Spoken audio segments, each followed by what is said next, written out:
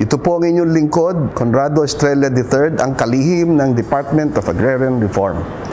Sama-sama natin tuklasin ang mga hakbang na tinatahak ng Department of Agrarian Reform para sa mas maunlad, makatarungan at tunay na reformang agraryo tungo sa layuning sariling lupa para sa bagong bukas na masagana.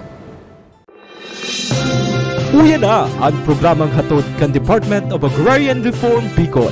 Bitbitan lihitimong potoro na makapaghatod ng istoryang kapupurutan ng inspirasyon gikan sa mga lihitimong paraomang benepisyaryo. Ginuno, hali sa mangibaybang probinsya kan rehiyon. Magiribahan kita, maghinanyo asin magantabay para sa kape asin baretang agraryo.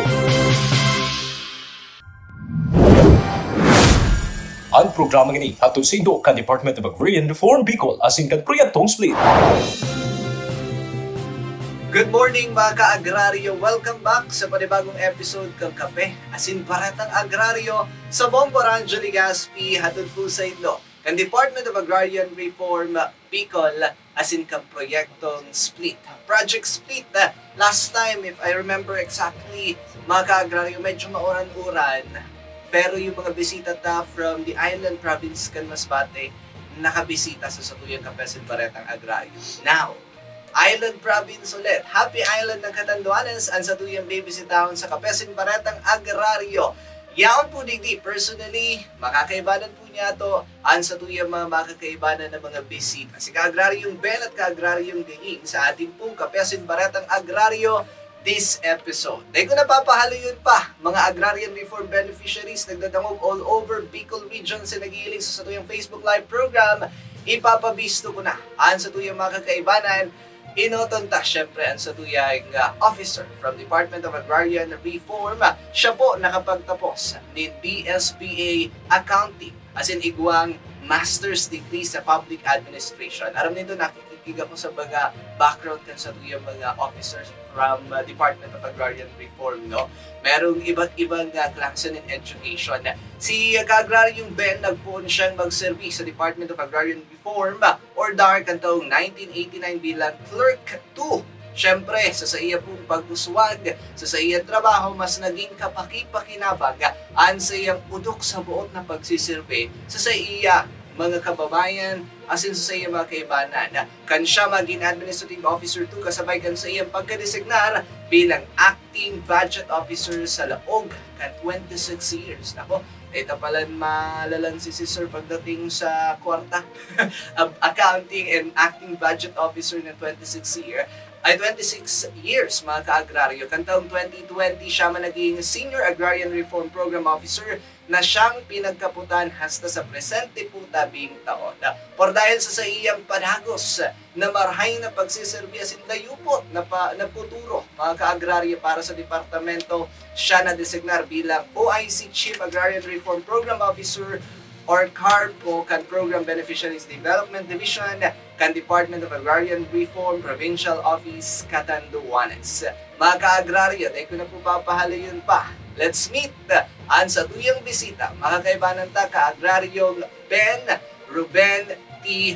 Tapit. Ka-Agraryong Ben, marhay na aga, kamusta lamang tabi? Marhay na aga po sa gabos, syempre. Marhay na marhay ang kaagawan ko sa munyan. Bilang bisita po digdi sa Bombo Radio. Sa ronda kulang ondra po para sa sako. Syempre, lugod ang sakuya mga kaibahan sa DAR. Nahihinanyog ang programang ini. Maray na aga po sa Gabos, Bicol Region, asin Islang Catanduanes. Yun, talagang happy island ng Catanduanes. Ka-Agraryong Ben, nung nakarang episode sa Masbate po kami, ipinaliwanag po ni Parpo ni Risa Aldea ng LAD or LAD free na ang inyong pong probinsya para sa kapakanan ng ating pong mga bagong tagapakinig, maraming nakikinig sa Catanduanes. Maaari niyo po bang muling ipaliwanag sa atin kung paano na sasabi o na ituturing LAD free ang isang lalawigan po ng Catanduanes? Opo, ang Catanduanes ay tinaguri ang LAD-free province. First LAD-free province sa Region 5. Bakit po naging lead-free siya? Kasi po, natapos na ang aming programa sa pagbibigay ng mga lupa sa ating mga magsasaka. So sa ngayon po, nakafocus na lang ang DAR Catanduanes doon po sa natitirang programa, especially doon sa leasehold operations. At syempre pa sa ngayon, dito po sa bagong programa, ang split o ang pag-parcelize ng mga lupa na hindi naabot noong kaming bilang lead-free. Ayun, declaration po pala siya. Congratulations, Agrarium Ben, ano? Ang Catanduanes ay lead-free na, mga ka-agraryo. Siyempre, mahirap yan dahil kada barangay, munisipyo, hanggang sa maging probinsya. No? At kaugnay nito, dahil lead-free na kayo, ka-Agrarium Ben, mas nakatuon na ngayon, for sure, ang inyo pong tanggapan sa pag-parcelize ng mga tinatawag na Collective Certificate of Land Ownership Award. Marami akong naririnig na ganyan. Tungo sa individual na pagmamayari, alinsunod sa layunin ng proyektong support to parcelization of lands for individual titling o split. Sa inyo pong lalawigan, sa Happy Island ng Catanduanes, kamusta po ang pagpapatupad ng proyektong ito? Okay, so far po sa Catanduanes, masasabi namin na kahit medyo na late kami makasali dito sa project split, napakalaking tulong sa ating mga magsasaka, lalo na yung kanilang kalupaan ay nakapaloob sa isang collective CLOA. Now, because of this project split, nagkaroon na sila ng chance ma-parcelize individually through this project ng DAR. So, syempre, nagpapasalamat kami sa sa implementation nito ng project split, ang DAR Catanduanes. Grabe, no? Balita ko po, ka-Agrarium Ben, merong e-title distribution sa Naga noong nakaraang June. Tama po ba? Opo. Last June, nagkaroon ng e-title distribution sa Naga City. And syempre, ang Catanduanes, andun din, aktibong naipamahagi sa ating mga ARBs sa ilang e-title holders ng Catanduanes. So ngayong 2025, ang Catanduanes ay mayroon kami ng 56 e-titles involving 67 hectares. At syempre, naipamahagi namin ito sa 53 ARBs. And noon pong 2024, nagkaroon din kami ng 49 e-titles with 56 hectares involved at ipamahagi namin ito sa 47 ARBs. Grabe. Sigurado nakangiti yung mga ARBs na nabiyayaan ng DAR sa ganung klase ng programa. Ngayon naman po, ka-Agrarium Ben, pag-usapan natin, nabanggit ko kanina yung division po ninyo, ang Program Beneficiaries Development or PBD. Lalo na po sa ilalim ng Agrarian Reform Beneficiaries Development and Sustainability Program. Sa inyo pong probinsya, ano po ba yung tuloy-tuloy pang support services na naipapaabot natin para matulungan ang ating pong mga Agrarian Reform Beneficiaries at organization at the same time na mas umunlad pa po? Okay po. Unang-una, nakita ng gobyerno na ang lupa alone is not enough para magkaroon sila ng magandang pamumuhay. That is why, kasali dito sa programa ng DAR ang pagbibigay ng support services, especially dun sa ating mga agrarian reform beneficiaries. Ngunit, kailangan ng ating mga agrarian reform beneficiaries ay makasali sa ating mga organisasyon or agrarian reform beneficiaries organization na dapat yung ARBO nakaregister if not sa CDA, sa SEC. Actually po, masaya kong sabihin na doon po sa aming 44 ARBOs or organization sa Catanduanes, lahat po ito ay nakaregister, if not sa CDA, sa SEC.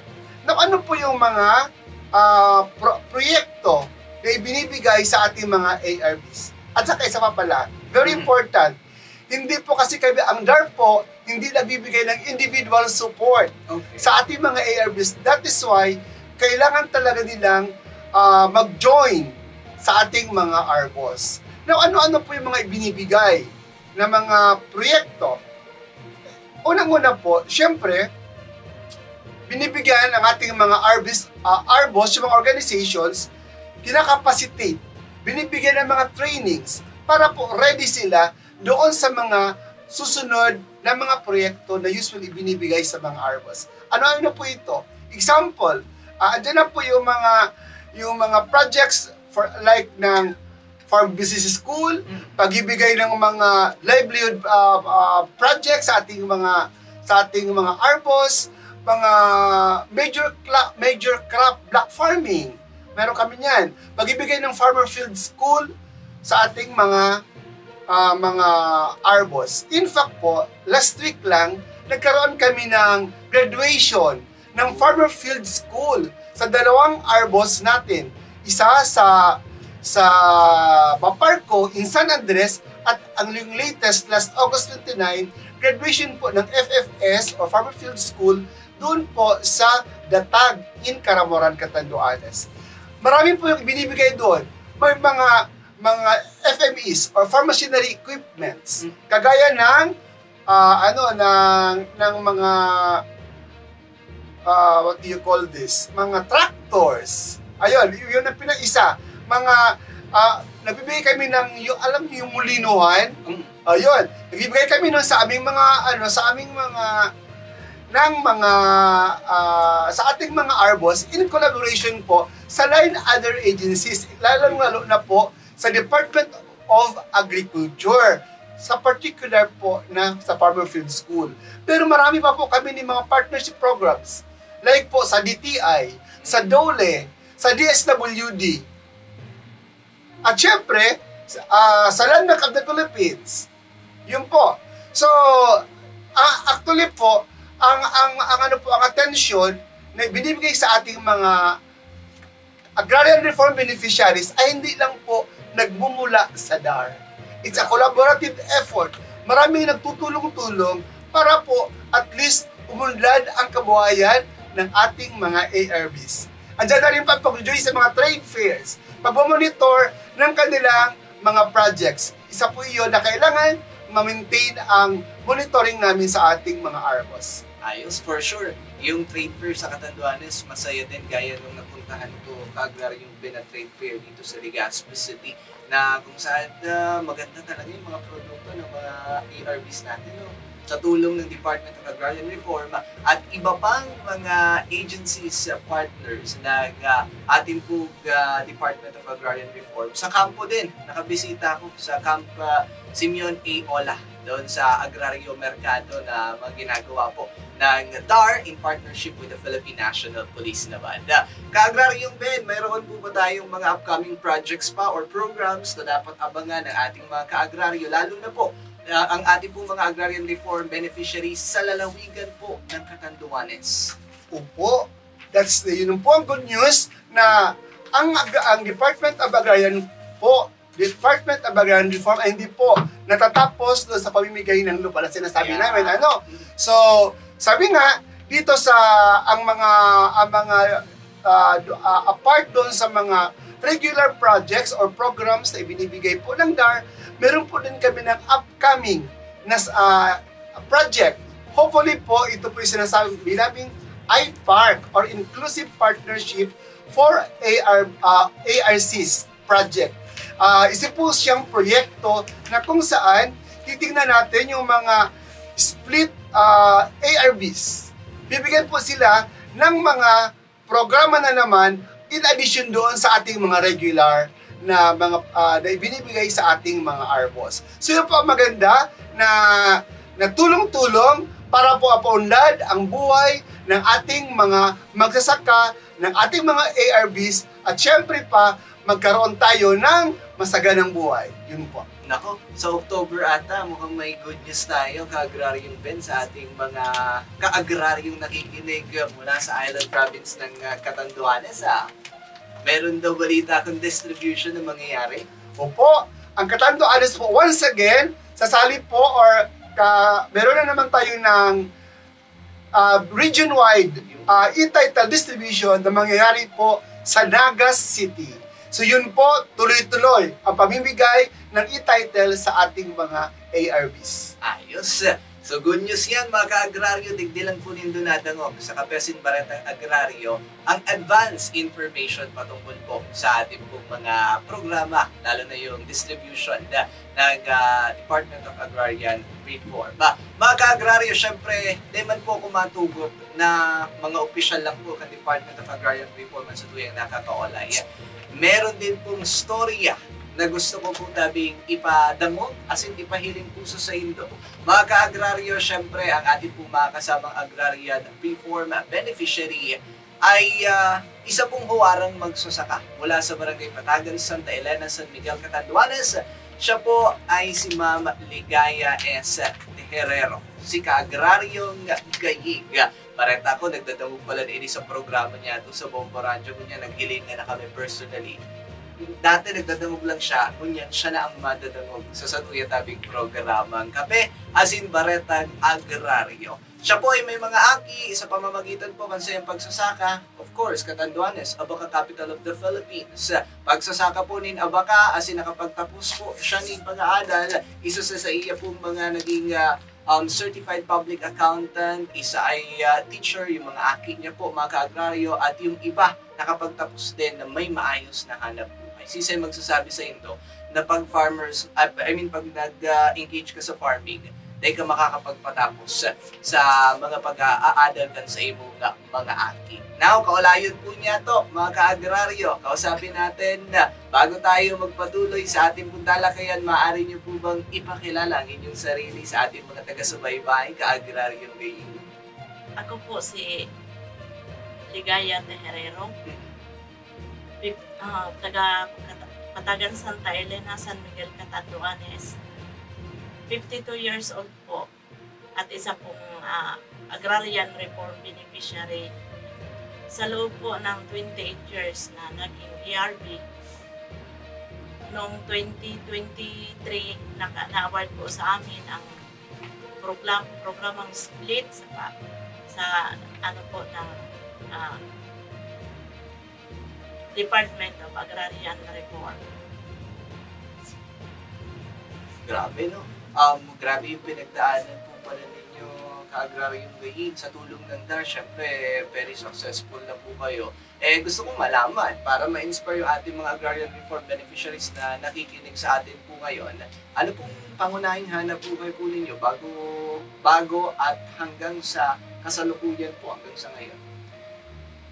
Kami po isa pong karahagot, para umang, asin para lati, para atamaning karbaw, para atamaning urig, para atamaning mga manok, para idagdag po kita sa samuyang anak buhay, para po mapatapos na mo ang samuyang mga kaakian. Grabe, no? Ang mga taga-Catanduanes po talaga pala is mga matitibay, maghaklog. At Abaca capital of the Philippines.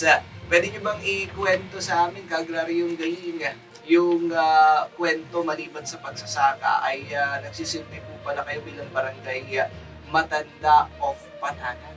Anong ibig sabihin po? Ako po isang pastoral council. Siya po isa pong organization sa isang Catholic church. Isa po akong presidente. Ang tawag po dyan sa is Matanda. Okay. At ako rin po isa po akong secretary ng Abaca Patagan Abaca Crop Makers Association, na yan po ang katay-up mi po ang Department of Agrarian Reform o ARBO. Isa po siyang ARBO. Oh, grabe experience nito naman, no? Agrarian gayon. Grabing learnings. Grabe ka mong naupalan sigurado. Nabanggit niyo po na kayo po ay secretary ng isang Agrarian Reform Beneficiaries Organization or yung nababanggit ni ka-agraryong Ben kanina na ARBO. Paano po nabuo ang inyo pong samahan at paano po napanatili ang magandang ugnayan sa pagitan po ng mga miyembro po ninyo? Kami po nabuo po ang aming samahan organization 2009 na ang pangalan po niya is Abaca Crop Makers Association. doon po naging kataya po namin ang Department of Agrarian Reform sa kanilang mga programang binibigay sa mga katulad naming mga asosasyon. Kami po ay nag-conduct po kami ng monthly meeting at may kailangan po, may CBU, may mga aktibong mga membro at maging magkaisa para lalong tumagal ang isang asosasyon. Grabe. Pero sigurado maugmahong kamuduman din. Ayun po. Yan ang pinaka-importante. Balikan ko lang ka-agraryong gaying kasi kanina nabanggit nyo, maugmahon, masaya kayo dahil natanggap nyo na yung sarili po ninyong titulo. Siyempre, ang tanong, paano po nakatulong sa inyo yung project split? Kasi nabanggit niyo po yung kanina. Nakatulong po siyang malaki sa aming pamilya. Kasi sigurado na nakakasiguro po kami na sa amin na ang lupa. Nakakasiguro po kami na hindi na sa amin mawawala sa aming pamilya. At pwede na naming mapaangat ang mga lupain na aming naibigay sa amin. Pwede na namin dagdagan pa kung ano ang mga nandoon na tanim at lalong mapalago. Ayos yun. Parang bahay lang, no? Pag nasa bahay ka na, sarili mo na yung bahay, ang sarap tumira. No? Sa mga magsasaka naman, sa tulong ng DAR, pag sa kanila na yung lupa na pinagtatanaman nila, syempre mas masarap sa piling na ipagpatuloy yung kanilang pagsasaka. Dahil ang DAR, mga ka-agraryo, nangasiwa sa pagbuo ng mga organization, itatanong natin kay ka-agraryong gaying. Kasi sa pangangasiwa ng DAR, nabuo po Agraryong Gaying yung organization po ninyo. Paano po ba nila natulungan kayo sa patuloy na nasusubaybayan at ano-ano pang suporta yung naipapaabot po sa inyo? Kami po, nagkakaroon po kami ng mga training, mga about sa mga FFS, at may mga equipment pong binigay ang DAR. At minomonitor po yan ng nakatalaga sa aming DAR employees na siya po ang laging gumagabay sa amin. Nabigyan po kami ng traktor, ng top-down, nabigyan po kami ng marami po ang nabigay sa amin. Nagkaroon po kami ng bigasan. Binigyan po kami sa project po ng DAR. Nagkaroon po ang aming asosasyon ng isang bigasan. At marami pong na itulong sa amin na sa asosasyon namin. Sa ngayon po, binibigyan po kami ng kaalaman about sa rice grow para madagdagan po ang aming mai-market. Grabe. At lahat ng yan ay hindi mangyayari kung wala ang tulong ng Department of Agrarian Reform. Opo. Di ba? Congratulations sa iyo, ka-Agraryong Gaying. Bilang isa pong magsasaka, dahil dapat proud tayo na magsusaka ang ating mga magulang, even ang lahat ng mga Agrarian Reform beneficiaries. Ano na po bang kwento ng tagumpay ang inyo pong naranasan na hindi nyo makakalimutan na ka-Agraryong Gaying? Ang kwento po ng talaga ng hindi ko malilimutan sa aming family ay yung napagtapos ko ang aking 5 anak. Mayroon na po ako ng isang DepEd math teacher. Wow. Mayroon pa akong accountant sa private company. Mayroon pa akong property accountant na detail po siya sa Amerika, pero dito lang po siya nagtatrabaho. At isa may virtual assistance po. Yung pang-lima ko po, graduate po siya nung June sa cum laude po. Wow. Baka gusto mo ng pang-anim. Wala na po. Wala na po pala. Anyway, ikwento mo nga, Ka-Agraryong Gaying sa amin kasi balita ko, Outstanding Abaca Farm Family ay na-receive din po ninyo. And during Farmers and Fisher Folks Month celebration daw po yun. Nung May po, nagkaroon po ng Abaca Festival ang Catanduanes at isa po kami sa nag-pick entry ng Department of Agriculture, Municipal Agriculture Office bilang representative ng San Miguel Catando ng San Miguel bilang farm family.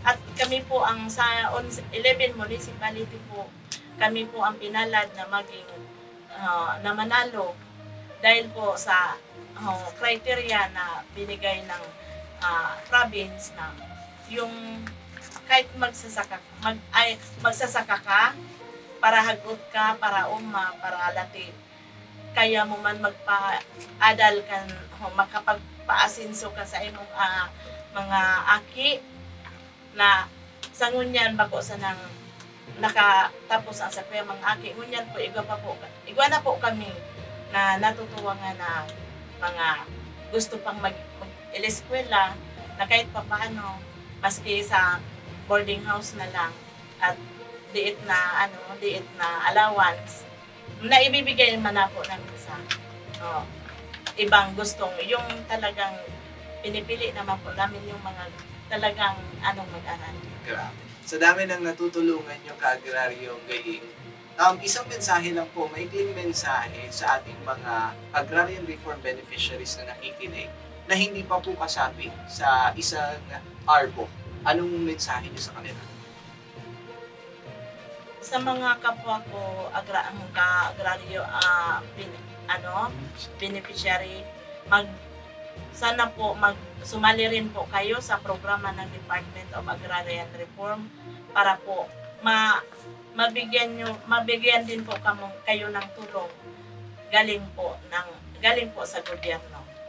At maraming salamat po. Sige, po.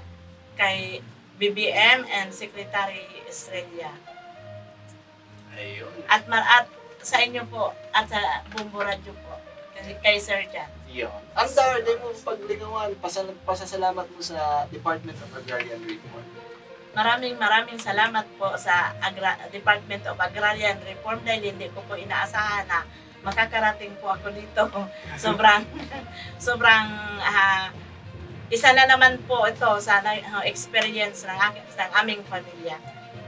Nice to see you po, Ka-Agraryong Gaying. Siyempre, hindi ako papayag na hindi ko babalikan si Ka-Agraryong Ben sa ating pong programang Kape Silbaretang Agraryo. Ka-Agraryong Ben, baka may gusto kang iwan na mensahe, paalala, or anything na nakikinig ang ating mga Bicolanong kababayan. Go ahead. Opo, once again, maraming salamat po sa lahat ng mga proyekto na binibigay sa DAR. Unang-una sa ating minamahal na Pangulo, President Ferdinand Bongbong Marcos, at syempre sa aming minamahal na Secretary Conrado M. Estrella, at syempre sa management po ng DAR Region 5 kay Regional Director RT, kay Ruben Theodore Sindak, ang aming Director, at sa lahat po ng mga officers ng Region 5, at syempre pa sa aming napakasipag at magandang Parpo 2 ng Island Province of Catanduanes, Parpo Garissa Aldea. Maraming salamat po sa inyong lahat. At syempre, andun po yung encouragement na sinasabi ng ating kasamaan ko na yung mga ARBs sana po makasali sa ating mga ARBOs para po sa mga proyekto na ibinibigay ng gobyerno. Sulong Katandungan, Sulong Agraryo! Sulong Agraryo, magsasakang Pilipino. Sulong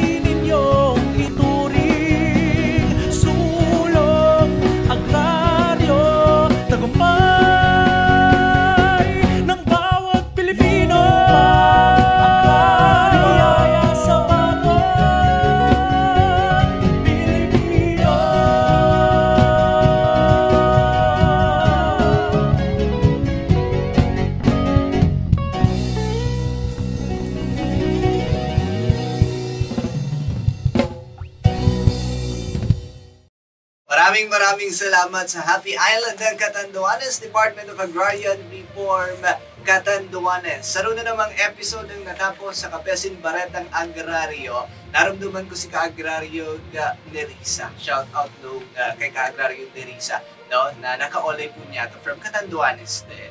With the Ka-Agrario Ben ngayon naman sa episode kan sa tuyang Kapesin Baretang Agrario. Nakulong pang kwento kan Agrarian Reform Beneficiaries, nakulong pang programa sa Department of Agrarian Reform as in Project Split ang sa indong madadangog sa masunod na episode ng Kapesin Baretang Agrario. Ako man po ang sa indong nakasabay, Ka-Agraryong John Salonga. Diyos mabalos, Sulong Agrario. Sa indong nadangog, ang naging katiripunan kan mga istoryang kapupurutan nin inspirasyon na ginuno gikan sa dedikasyon na makapaghatod nin lehitimong serbisyo publiko. Iniyan, Kape asin Baretang Agrario. Ang programang ini inihatod sa indo kan Department of Agrarian Reform Bicol asin kan proyektong Split. Patuloy po tayong magkaisa para sa kapakanan ng ating mga magsasaka. Hanggang sa susunod, muli natin tuklasin ang mga hakbang para sa maunlad, makatarungan at tunay na reformang agraryo tungo sa layuning sariling lupa para sa bagong bukas na masagana. Magtiwala po tayo sa ating mahal na Panginoon. Salamat po sa inyong pagsuporta.